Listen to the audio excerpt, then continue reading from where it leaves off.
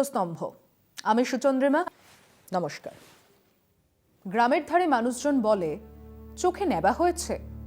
আমরাও মাঝে মধ্যে বলি জন্ডিস হলে চোখ হলুদ হয়ে যায়, দৃষ্টি অস্বচ্ছ হয়, তাকে নেবা হওয়া বলে। বা ধরুন আপনি দেখতেই চান না, তাহলে আর আপনাকে দেখাবে কে? সামনে ঘটছে কিন্তু আপনি দেখতে চান না, সমস্যা ফুরিয়ে গেল। আমার মাঝে মধ্যে মনে হয় আমার দেশের প্রধানমন্ত্রী এই দুটোর একটাতে আক্রান্ত। হয় তার চোখে নেবা হয়েছে, না হলে তিনি ঠিকই করে নিয়েছেন কিছু জিনিস তিনি দেখবেন না।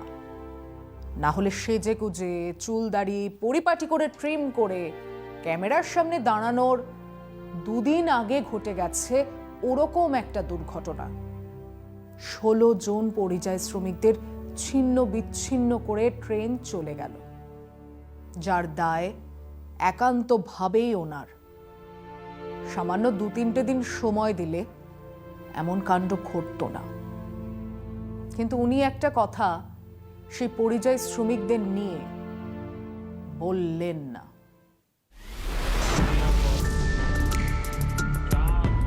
যারা কেউ 1000, কেউ 1500 কিলোমিটার হেঁটে বাড়ি ফিরছে, যারা অভুক্ত, যাদের রাস্তায় পুলিশ পেটাচ্ছে, যাদের খাবার নেই, রোজগার চলে গেছে, তাদের উনি দেখতেই পেলেন না, নাকি দেখতে চান না?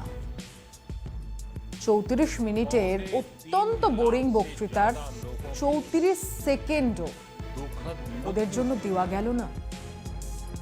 এই লোকগুলোকে ট্রাকে ভরে ভরে নিয়ে যাওয়া হয় আপনার জনসভায়। হ্যাঁ মোদিজি, এই লোকগুলোকেই, এই ছোট লোকগুলোকেই ট্রাকে করে নিয়ে যাওয়া হয়। এরাই মোদি মোদি বলে চেঁচায়। এদের বেশিরভাগ নিজেদেরকে হিন্দু বলে মনে করে, এদের বেশিরভাগ রামের পুজো করে। তারা রাস্তায়, তারা খেতে পাচ্ছে না, তারা ট্রেনে কাটা পড়ছে। উনি ক্যামেরার সামনে আত্মনির্ভরশীল হবার কথা বলছেন, আবার মিথ্যে কথা, আবার মানুষকে বোকা বানানোর কথা।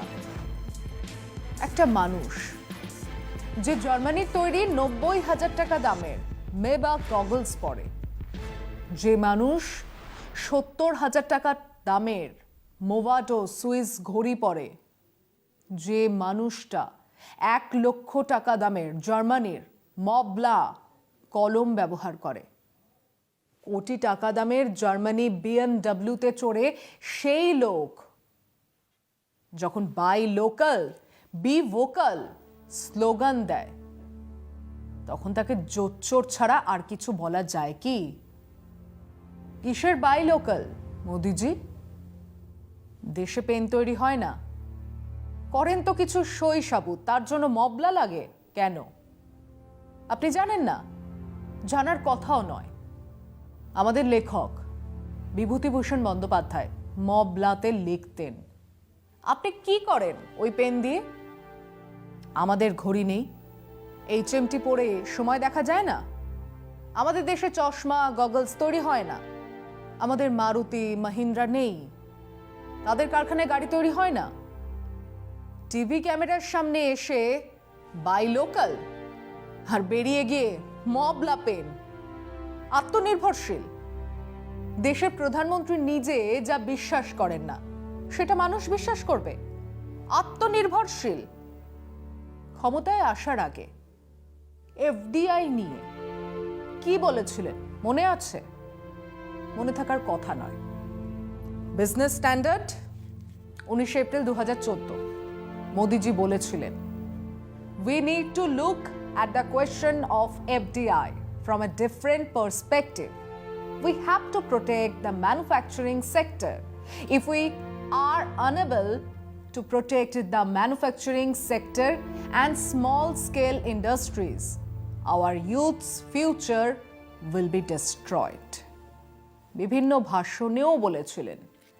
দেখুন, भारत सरकार ने निर्णय किया है, उस निर्णय पर मैं अपनी टिप्पणी देना चाहता हूं। फॉरेन डायरेक्ट इन्वेस्टमेंट के लिए, एफडीआई के लिए। मैं हैरान हूं प्रधानमंत्री क्या कर रहे हैं। 100% यहां जो छोटे व्यापारी हैं वो मेरी बात को समझे। उन्होंने अब जो हमारे किराने के व्यापारी हैं, छोटे व्यापारी हैं, उनकी दुकानों को ताला लगाने का निर्णय किया है और विदेशियों को, एफडीआई को हिंदुस्तान में रिटेल के लिए परमिट देने का आज फैसला कर लिया है। अगर ये रिटेल के अंदर 100% इस प्रकार का मार्केट शुरू होगा तो हिंदुस्तान के छोटे व्यापारी के पास कौन खरीदी करने आएगा। दूसरा, उन्होंने निर्णय किया है मल्टी ब्रांड के लिए 51% का अलाउ करने का निर्णय कर दिया है। मैं प्रधानमंत्री से पूछना चाहता हूं कि आपके इस निर्णय के कारण न सिर्फ हिंदुस्तान का छोटा व्यापारी मरेगा, लेकिन हिंदुस्तान के मैन्युफैक्चरिंग सेक्टर को भी गंभीर धक्का लगने वाला है। এরপর মসনদে বসলেন। ঠিক এই মুহূর্তে বিদেশি পুঁজির সরাসরি বা প্রত্যক্ষ বিনিয়োগের অবস্থাটা কেমন দেখা যাক। এক, আগে রিজার্ভ ব্যাংক অফ ইন্ডিয়ার অনুমোদন লাগতো, এখন তা লাগে না। মিনিস্ট্রি অফ কমার্স অ্যান্ড ইন্ডাস্ট্রিজের অনুমোদন হলেই চলবে। আর মিনিস্টারের অনুমোদন কোন পথে আসে তা নতুন করে নিশ্চয়ই বলে দিতে হবে না। দুই, ইনফ্রাস্ট্রাকচার বা পরিকাঠামো শিল্পে 100%, মানে সরাসরি বিদেশি কোম্পানি এসে কাজ করতে পারে, তাদের 100% পুঁজি নিয়েই। Buy local, be vocal. তিন, অটোমোটিভ বা গাড়ি শিল্প, এখানেও 100% পুঁজি নিয়ে আসা যাবে। খেয়াল করে দেখুন মারুতি মহিন্দ্রাদের ব্যবসার কতটা বিদেশি পুঁজি খেয়ে যাচ্ছে। Buy local, be vocal. চার, ফার্মাসিউটিক্যাল, ওষুধ শিল্প, এখানে 74% বিদেশি পুঁজি আসতে পারে। 74% পুঁজি মানে কোম্পানির নিয়ন্ত্রণ ক্ষমতা বিদেশি পুঁজির হাতেই থাকবে। এবং মোদিজি যে ওষুধের কথা বললেন না কাল, ওই যে বিদেশের নেতারা আমাদের কাছে ওষুধ কিনতে চাইছে, কি গর্বের বিষয়। আমেরিকার জোকার ট্রাম্প আর ব্রাজিলের স্বৈরাচারী বলসোনারোর কথা বললেন, ওনারা আমাদের কাছ থেকে হাইড্রক্সিক্লোরোকুইন কিনেছেন। এন্টায়ার পলিটিক্যাল সায়েন্সে এমএ মোদিজি জানেন না যে ওই ওষুধ তৈরি করার যে এপিআই মানে অ্যাক্টিভ ফার্মাসিউটিক্যাল ইনগ্রেডিয়েন্টস, তার 80% আসে চীন থেকে, বাকিটাও আসে বিদেশ থেকে। এদেশে আঠা দিয়ে বড়ি বানিয়ে তাকে প্যাকেজিং করা হয়। এর কারণ ওই ওষুধের দাম এত কম যে অন্য দেশ যেমন চীন এপিআই তৈরি করলেও ওষুধটা তৈরি করে না। বামুন পুরুতের পুজোয় পাওয়া গামছা নিয়ে গর্ব করার কোনো কারণ থাকতে পারে না। আর ওষুধের সঙ্গে ইকুইপমেন্টস আর সার্ভিস যদি ধরেন, তাহলে সেখানে 100% প্রত্যক্ষ বিদেশি পুঁজি আনার অনুমতি আছে। Buy local, be vocal. 5, service সেক্টরে 46% বিদেশি পুঁজি আনার সায় আছে, কিন্তু সেখানেও চালাকি আছে। পুঁজি আসছে তাদের একচেটিয়া নো হাউ হিসেবে। তারা যেদিন চাইবে সেদিন সরে গেলে গণেশ উল্টবে। আর বিমাতে ছিল 26%, এখন তা বেড়ে 49%। Buy local, be vocal. 6, railways, সারা বিশ্বের মধ্যে বৃহত্তম এই ভারতীয় রেল শিল্প। এই ক্ষেত্রে কিছুদিন আগে হাট করে খুলে দেওয়া হলো 100% বিদেশি পুঁজি আনা যাবে সেখানে। প্রাইভেট ট্রেন শুরু হচ্ছে, আর কিছুদিন পরে পুঁজি ঢুকলে আরো উন্নতি দেখতে পাবেন। Buy local, be vocal. 7, chemicals শিল্পেও সামান্য কিছু বাধা নিষেধ ছাড়া 100% বিদেশি পুঁজি বিনিয়োগের সায় দেওয়া হয়েছে। Buy local, be vocal. আর্ট, টেক্সটাইল বা বয়ন শিল্প। গান্ধীজি বিদেশি কাপড় বর্জন করার বিরাট আন্দোলন চালিয়েছিলেন। মোদিজি গান্ধীজির মতো করেই চরখা নিয়ে বসে ছবি তুলিয়েছিলেন। গতকালও খাদির কথা বলেছেন। আমাদের দেশের রপ্তানি পণ্যের মধ্যে কেবল কাপড় আছে 11%।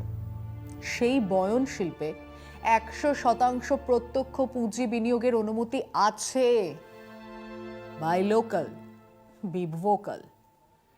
9, এয়ারলাইন্স। দেশের কোম্পানি যে বন্ধুরা চালাতেন তারা টাকা মেরে দিয়ে চলে গেছেন বিদেশে। আর জাতীয় এয়ারলাইন্স এয়ার ইন্ডিয়া উঠে গেছে। বিদেশি পুঁজি এখানেও 100% বিনিয়োগের অনুমতি আছে। কি? Buy local, be vocal. আসলে মিথ্যাচারের অন্য নাম হয়ে উঠেছে নরেন্দ্র ভাই দামোদর দাস মোদি। দেশ বেচে দেবার যাবতীয় প্ল্যান হাতে নিয়ে মানুষকে মিথ্যে বলছেন। কিসের আত্মনির্ভরশীল? চায়নায় অ্যাপেল কোম্পানি ঢুকতে গিয়েছিল। চায়না তাদেরকে বলে ওখানে মানে চীনেই কারখানা খুলতে হবে। যতদিন তারা রাজি হয়নি ততদিন অ্যাপেলের একটা প্রোডাক্টও ঢুকতে দেয়নি চীন। চীন হোয়াটসঅ্যাপ, ফেসবুককে ঢুকতে দেয়নি। তাদের নিজেদের সোশ্যাল নেটওয়ার্ক তৈরি করেছে।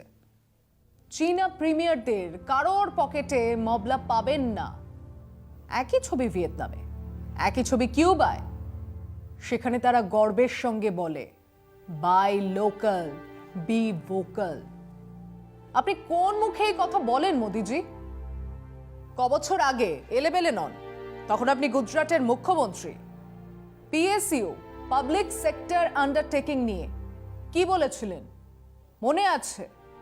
He also disagreed with the view that loss-making public sector undertakings, PSUs, should be privatized. Modi, also the Gujarat Chief Minister, said his experience in the state taught him existing PSU employees could revive sick units if enough faith was reposed in them. The view that PSUs are nikamma, inefficient, has caused much damage. He said, adding PSUs should be allowed to recover from their debts. ক্ষতিতে চলতে থাকা public sector ইউনিটগুলিকে নাকি চাইলে সেখানকার কর্মীরাই আবার লাভজনক করে তুলতে পারে, এটা মোদিজি বলেছেন। আর আজ সেই লস মেকিং পিএসইউ তো ছেড়েই দিন, লাভজনক পাবলিক সেক্টর ইউনিটগুলোকেই বেচে দিচ্ছেন এই নরেন্দ্র ভাই দামোদর দাস মোদি। দেশের সম্পদ বেচে দিচ্ছেন আর ক্যামেরার সামনে নাটক করছেন বাই লোকাল, বি ভোকাল। দেশের মানুষ খেতে পাচ্ছে না আর সাদা চামড়ার জোকার ট্রাম্পের জন্য 100 কোটি টাকা সংবর্ধনা সভা। ওই মানুষেরা আপনার কথা শুনবে? বাই লোকাল, বি ভোকাল এটা বললেই মানুষ আপনার সঙ্গে গলা মেলাবে। সারা দেশ ছেড়েই দিলাম, আপনার সাধের গুজরাট, যেখানে কচ্ছ নাকি মাথা তুলে দাঁড়িয়েছে, সেই গুজরাটে এই সাংঘাতিক দুর্দিনে সাধারণ মানুষ, শ্রমিক যারা বাড়ি ফিরতে চায়, তাদের উপরে কতবার পুলিশ লাঠি চালিয়েছে তার ফিরিস্তিটা দিচ্ছি। মন দিয়ে শুনুন। আমাদের বন্ধু দেবাশিস আইচ এই ঘটনাগুলো সংকলন করেছে। 29শে মার্চ 2020 রাতে সুরাতের পান্ডেসারা এলাকার গণেশনগর তিরুপতি নগরে বাড়ি ফিরিয়ে দেবার দাবি জানিয়ে রাস্তায় নেমে আসেন প্রায় 500 শ্রমিক।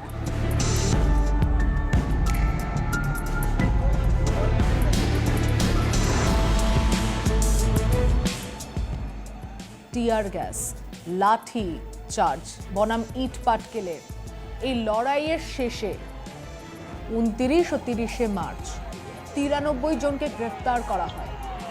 দাঙ্গা, সরকারি সম্পত্তি ভাঙচুর, পুলিশকে আক্রমণের অভিযোগে এবং এপিডেমিক ডিজিজ অ্যাক্টে। যদিও জামিনে ছেড়ে দেওয়া হয়। সংবাদ সংস্থার মতে রাস্তায় নেমে আসা জনতা পাওয়ারলুম, টেক্সটাইল প্রসেসিং ইউনিটে কাজ করতে আসা বিহার ও উত্তরপ্রদেশের শ্রমিক।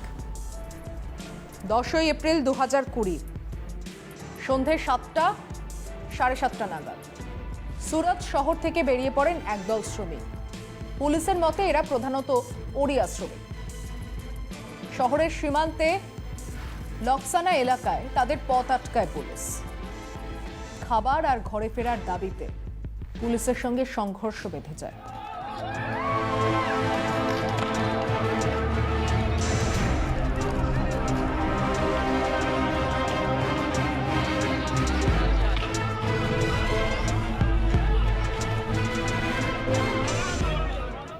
রাস্তার পাশে সারি দিয়ে থাকা গাড়ি, বেশ কয়েকটি সবজির ঠেলা গাড়ি টায়ার জ্বালিয়ে প্রতিবাদ করতে থাকেন তারা। পুলিশ এখানেও প্রায় 60 থেকে 70 জনকে গ্রেফতার করে। 14 এপ্রিল 2020 লকডাউনের সময়সীমা বাড়তেই শহরের আবাসিক ও শিল্প এলাকা বারুচে পথ অবরোধ করেন শ্রমিকরা। দাবি সেই একই, খাবার চাই, বাড়ি ফিরিয়ে দাও। পুলিশ বুঝিয়ে সুঝিয়ে অবরোধ তুলে দেয়। তার আগে এক এনজিও তাদের খাবারের ব্যবস্থা করে। 28 এপ্রিল 2020 সুরাতের প্রধান বাণিজ্য অঞ্চলে নির্মীয়মান ডায়মন্ড বোয়াসে ক্ষিপ্ত শ্রমিকরা দাঁড়িয়ে থাকা গাড়ি, বিভিন্ন বাণিজ্যিক কেন্দ্রের জানালার কাঁচ ইট মেরে ভেঙে দেয়। ভাঙচুর চলে কার্যালয়। অভিযোগ, লকডাউনের সময় মজুরি না দিয়ে জোর করে খাটিয়ে নিচ্ছেন মালিকরা। বাড়ি ফিরিয়ে দেওয়ার দাবি মানছে না কর্তৃপক্ষ। উল্টে গুজরাটের অন্য অঞ্চল থেকে শ্রমিক নিয়ে আসছেন ঠিকাদার। এই বাইরের শ্রমিকদের থেকে রোগ ছড়াতে পারে এই ভয়ও ক্ষিপ্ত হয়ে ওঠেন তারা। অভিযোগ জানানোর জন্য বিল্ডার ও কন্ট্রাক্টরদের হদিশও মেলেনি। 28 এপ্রিল 2020 সুরাতের দিনদলিতে রেললাইনের ওপর 5 শ্রমিককে বসে থাকতে দেখে পুলিশ তাদের তাড়া করে। ঘরে ফেরার তাগিদেই স্থানীয় স্টেশনে যাওয়ার জন্য তারা রেল লাইনে উঠেছিল বলে জানা যায়। পুলিশের দাবি, তাদের মধ্যে একজন পড়ে গিয়ে আহত হন। এরপর বাকি 4 যুবকের চিৎকার শুনে আশপাশ থেকে আরও শ্রমিক বেরিয়ে আসে এবং পুলিশের সঙ্গে সংঘর্ষ বাধে। শেষ পর্যন্ত 3-4টি থানার পুলিশ একত্রিত হয়ে বিক্ষোভকারীদের হটিয়ে দেয়, কিন্তু গ্রেফতার করে ওই 5 জনকেই। 4 মে 2020 বাড়ি ফেরার ব্যবস্থা করতেই হবে এই দাবি তুলে পরিযায়ী শ্রমিকরা বরেলির রাস্তায় নেমে আসেন। পুলিশ শ্রমিকদের লক্ষ্য করে কাঁদানে গ্যাস ছুড়লে পাল্টা ইট পাটকেলও ছোড়া হয়।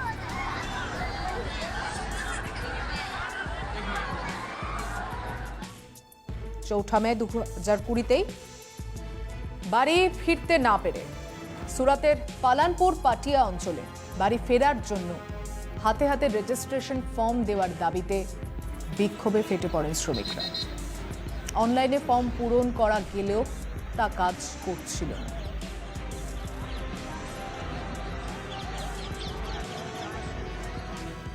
চৌঠা মে 2020 বাড়ি ফিরতে না পেরে রাগে ক্ষোভে উত্তরপ্রদেশ ও ঝাড়খণ্ডের শ্রমিকরা মাথা কামিয়ে প্রতিবাদ জানান। ঘটনাটি ঘটেছে সুরাতের পান্ডেসারা এলাকায়। শ্রমিকরা সংবাদ সংস্থাকে জানায়, 2 দিন আগে তাদের বাড়ি ফিরে যাওয়ার অনুমতি দেওয়া হয়েছিল। বাসে করে ফেরার সময় বৈধ অনুমতি নেই এই অজুহাতে পুলিশ সুরাতের কোসাম্বা এলাকায় তাদের আটকে দেয়।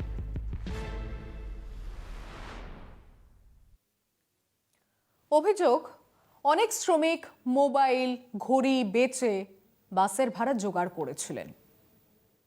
এই মানুষেরা আপনার ডাকে সাড়া দেবে, আপনাকে বিশ্বাস করবে? এই সহায় সম্বলহীন মানুষেরা আপনার সঙ্গে কাঁধে কাঁধ মিলিয়ে নতুন ভারত গড়বে? কোন নতুন ভারত চান আপনি? কাদের লাশের ওপর সেই ভারতের ভিত খোঁড়া হচ্ছে? রেল লাইন কিংবা রাজপথে কান রাখুন। ঘাম, রক্ত, কান্না, অবহেলার যে ইতিহাস তৈরি করলেন এই বছরে, তার দায় আপনার। তার মূল্য আপনাকেই চুকাতে হবে। ইতিহাস কাউকে ক্ষমা করে না, কাউকে নয়। আমির আজিজের কবিতাটা আবার বলি। তুমি বসে গাঢ় কালো রাতের কথা লেখো, আমি চাঁদের কথা লিখব। জেলে পুরে দেবে তো? উঁচু দেওয়াল টপকে বাইরে এসে আমি আবার লিখব। তুমি এফআইআর লিখবে, আমি আছি তৈয়ার লিখব। জানে মেরে ফেললে আমি ভূত হয়ে ফিরে এসেও লিখব। আমাকে হত্যা করার প্রমাণ কলমে, তারই কথা লিখব। তুমি আদালতের বাইরে বসে হাসির ফোয়ারা ছোটাবে তো? আমি বাইরের রাস্তায় বসে ন্যায়ের কথা লিখব। যে কানে শুনতে পায় না সেও শুনতে পাবে, এত জোরে বলবো। যে চোখে দেখতে পায় না সেও দেখতে পাবে, এতটাই স্পষ্ট করে লিখব। তুমি পদ্ম ফুলের কালো পাঁকের কথা লিখো, আমি লাল গোলাপের কথা লিখব। তুমি মাটির ওপরে অত্যাচারের ঝড় নামিয়ে আনবে, আমি আকাশে বিপ্লবের কথা লিখব। সব মনে রাখব, প্রত্যেকটা কথা মনে রাখব। তোমার লাঠি, তোমার গুলি, তোমার কারাগারের পেষণ, আর আমার প্রিয় বন্ধুদের লাশ থেকে চুইয়ে পড়া রক্ত। কষ্ট হবে, তবুও সব মনে রাখব, সব মনে রাখব, প্রত্যেকটা কথা মনে রাখব। তুমি কালি আর কলম দিয়ে মিথ্যের পর মিথ্যে লিখবে জানি, আমরা ওই টপ টপ করে চুইয়ে পড়া রক্ত দিয়েই সত্যি কথাগুলো লিখব। সব মনে রাখব, প্রত্যেকটা কথা মনে রাখব। আজ এ পর্যন্তই। ভালো থাকবেন, সুস্থ থাকবেন। শুভরাত্রি।